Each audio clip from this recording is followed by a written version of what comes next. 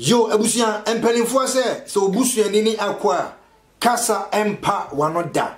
Magrahab abrantie akwa akofa asemaba. Bomutuo.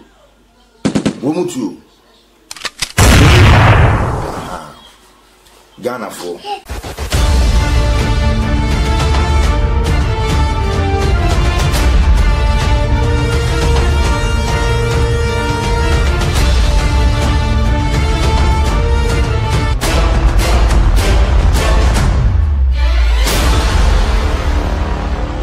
Yo, ebusanfo mutie manase mo hwe me eyemo amode sikonkron biscout nana prempe ene kasai ebusia eye mia opon K Francis adodo na efren Magrahab abrantie akwa kan sembi ede afa eye Justice K Anai na sabi eno nam so ma abrantie ni buo fu pay ebia na wonim ensama eye Magrahab ekokafa eye abrantie ayefre no Justice K Anai we aya brantia dane de nyina aya wotane Honorable Kennedy eye dwumadie bi a omato ne din the seat yo ebusuan mumie kwotietie ensema eye Opon K Francis oka edifa eye Justice Anai ho na yensambra bato de yenkwa Kennedy Japan a response wa or de mafro is obinim eni ni kunu obinim no so eyimre ye no won komo na enkomo be ya akwa we wasa wa we host no guest ni mom na mra mekire wo nkomo kra mo ba bedi boye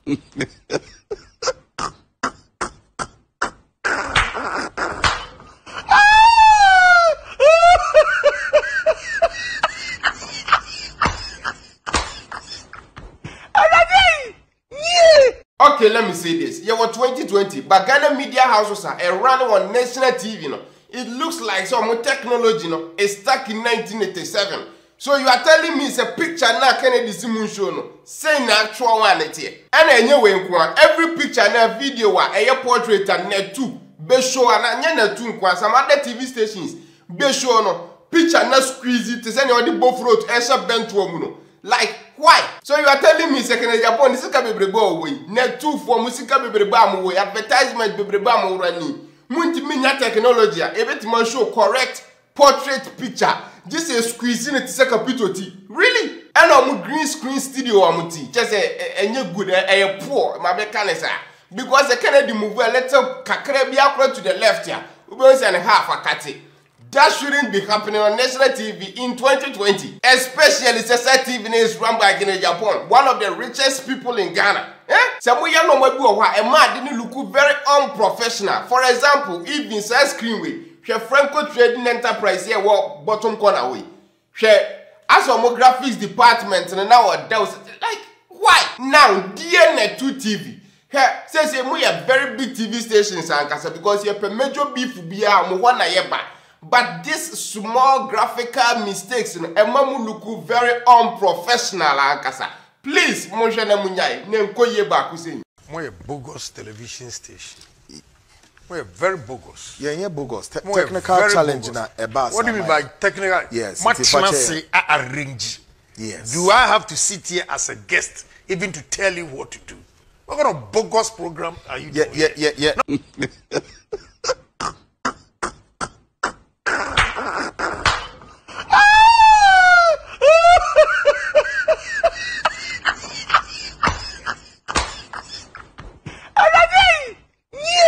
A man offer woman a greenhouse. The same premises I'm talking about.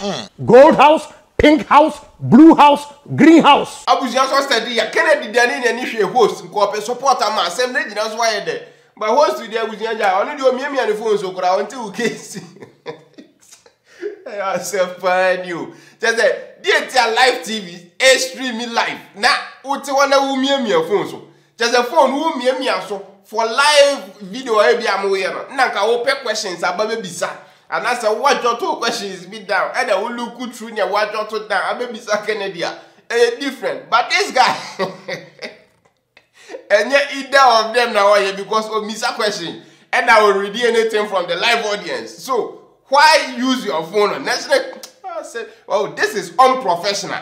amafo bebre na ye bi Kofi Adom Kofi TV oye live videos a go the phone kura na oye ohwe so but no ne dey no read the comments messages live what you say is part of the programming but what abusia guy we na oye obi nim sticker now okay mami start it.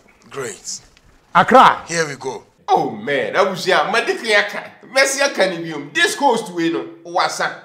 The fact is, so your host, I want to TV interest agree with every little thing back in Japan.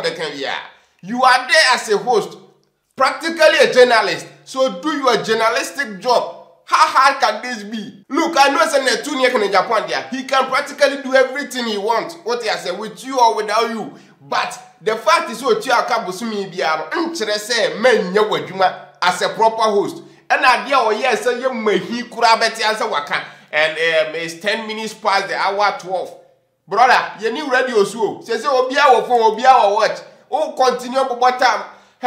I will say this and I will say it what's up? That is the real fact. Abuzia is our party of him. now okay mami start it. Great. Accra, Here we go. What is this? Here you go. Yeah, quite. Well, Ebizu make one of him say what's up? What are you going? Yo ebusia for memo bibia kwa ba e de abadwumadi no so biom na mefa sa akonya wi so akire ma adwene e won noma ene nsema ekọ so according to nsema eye minua magrab okae no me nana prempe menene ya adwene abusia se etiefo ne me be ya adwene a ye nyina enim ekwan abrantie we ofa so eye ne dwumadie na aya na etoda bi wo kora na mibusa me ho se eye enkomo no mu die ana se eye sebi interview ana omoye se eye enkomo die a ye fo ne se obia etimi eka ana so obia etimi edi enkomo but ni program na wo ye no wo se eye the seat eno chese so obetena so a ensem bia wo de ba bia no ono so betimi abusa wo ensem busa se bia wo ka asem bi na bia ene na adwene ana se viewers a omutie no se wo so muhunu bibi efa ho a wo ho kwan se ewo se obusa se ne be ya viewers no so no omehu de tie ade ba ko a eha adwene ewo Ghana ensentropho ho ne se sabi se obi etu mfuturo kura gu ni pani kura no otimi kama no tum onim no kura no enso wonka efrise nipa na woni ni di nkomo no omunyina aya adwempo baako oma hyehye ho se omo baba be ka asem se etino ensembusa anka yen viewers na ye hwe no ye be hia so bebusa man because wona na akwa nipa bia wo gina viewers no anamu me na me hwe no mitimi mbusa nipa na wo de na ba wo program no so no mitimi mbusa the question nemmom wona wote wono wo gina ama ye na ye hwe no etinsembusa bia na ebia obi be comment ana se bia beba wa adwenem ana se wa wutie a wo adwene ne nyansa e wo tirim ni se wutie ensem na nipa no e kana wo betimi atokose bi e dia ma ne se wonyia no but ya hwa ehun se abrantie we ni dwumadi a wo ye no enye saa ne tie se okofo bi betena so a nipa no ebeka aka without se obusa nipa no ensembusa o ma nipa no kasa na wo gije ho na wo gege ho na wo kagum na wo kagum abusia abrantie we ne dwumadi a wodie no akwa ese watutu anoma ho na ode aba be kire mpanifo se aboa be ni se wotatie ni program a ensembusa wo se wo busa ema ensem na nipa no eka no nipa bi yenya ye ho ntiase no omusa de obeya ne se obegege ho saon o akwo nipa bonini o na ogege ho wadane no vocalist wadane no backing vocalist no wo akiro na wo ogege ho sana branch we ni dwumadi enu na ment ya say na medwu ho I don't take madness I don't take so far minutes enu ment ya say some wotimi ye din na waye enhwehan na nipa na waba ni program ne so no nipa no e kansem ebi wo ho a onim se ensem na nipa no e ka no sebi entwaye ba brantie we esanse wakwa hu nipa bi se ono ne de ososo bonen so what time wo na ye do ba ni program so a ekwan bi obefa so a woni se nipa ni nya be kan wagum no se ye no kro se enye no kro obeka wagum utie sabi asama me nua Graham obusa no na eye ne kwa so apepepe Imri ye no won komo na enkomo be ya akwa we wasa wa we host no guest ni mom na mra mekire wo nkomo kra mo ba bedi boye abusia se wutie ensembusa abrantie Opon K Francis obusa eye Justice K Anina boni bia no wawom enfumso bia no wawom ai wo se abrantie we ni bufu na emom e wo se wusua de e wo so wo se enfumso enya aba na se bempanifo se esan se mpanifo se de wo twasa no onnim se nachi achie ntino na watie no wasopem wakwa akofo bi ede namba ojumadi so wumom na wubusa nipa na wakwa akofa na ba ne se enne ede be na ye ba beka na chere se nipa na on wo ye hoho e wo program ne so no onu mom na e ba be kire wo de enne mo ba beka na abusunya entwayi nokre eye nokre obi na ka na asem nokre e se o maame ayase na wo de obema ekoyi a undi no nokre sabi etaro papa ehuna no na wo de wonsa bro ekoyi a umbo no eye nokre na branch ne ka kire wo etino e wo se wusua na wo gitum na emo eni kwan se wo ba abonten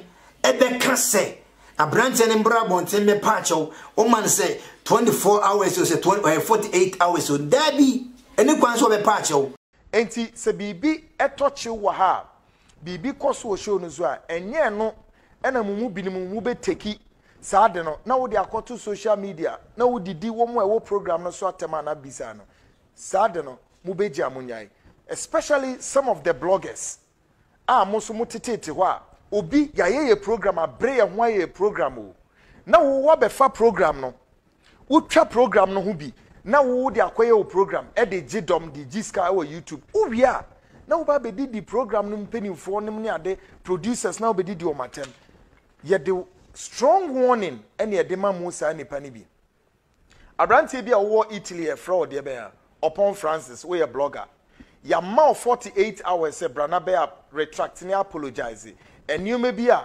waba be your social media. Seriously speaking, we are not taking it light.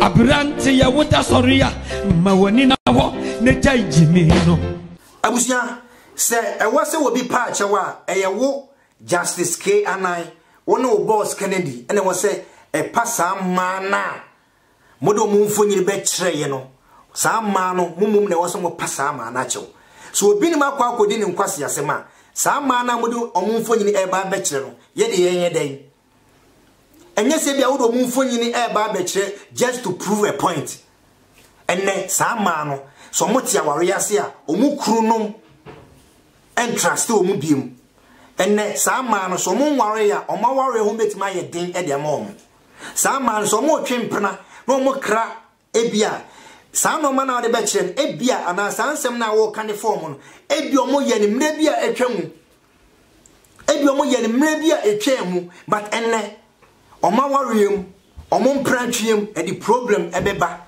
sa oba we ekra ni kuru se okwa asori a ni kuru engine ndida ni kuru be fi se okwa akoshe be ma fufuru bi dem te no me bi wo ha ayayeya mumiefa adwene ni nyansa nto ho as a professional journalist ne ni kwan se wo yesa ade no se Kennedy edru ba bi mpoma Kennedy kura kan se o da bi we de wa ware nti miemfa nfo nyini enkyere na wo suso jagum o yemfa nkyere Justice K Anai yemu bi epewansem na emum e wo se ka no credit kyerɛw eno me bi wo aya a wo ya ntwaye wom se ono boss na ye adwuma no na emum se opa se wo free lane mu a se nensem na wo ka no sebi ya akwa se imfutro no otugu nipani a wo ho kwan se as obi a wo host program wo ho kwan se obetima yi na sutri na Ghana fo nyina yaje wadi ene social media da woroma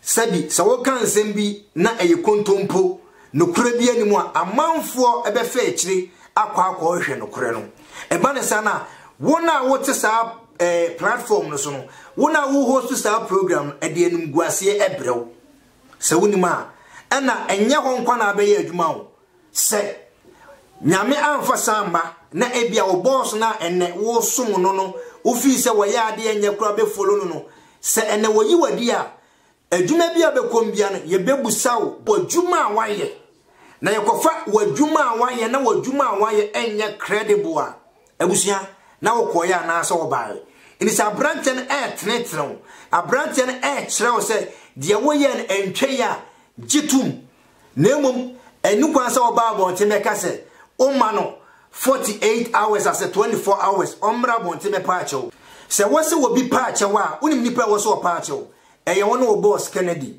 ana wose pa akyɛw wose pa Ghana emma a modo mu mfonyini be kyerɛkyerɛye just to prove a point obinim na akwa akodi ni nkwasi asem obinim na akwa akodi ni nsɛmfo eni sɛ obesa wo kyerɛ Ghana fo nyina sɛ obinim epema enya sama na obinim akwa akodi wo mu mfonyini ene wo sɛ ode be kyerɛ anka brokyire ha ana saa no mawe esi ya anka Kennedy ene eye ye friend say the president no ana journalist no akombe face the law ofa Kennedy what na brokyire pen unim sibia brokyire tie unim sibia system ne ye adwuma se se ye educate eye Ghana fo ana se sebi ye de ye pe eye no ma wo ye mrahye bedwani eni se obinim edi nkwase asem kora na this is the time e wase wo de call eye parliament mrahye bedwafio na sebi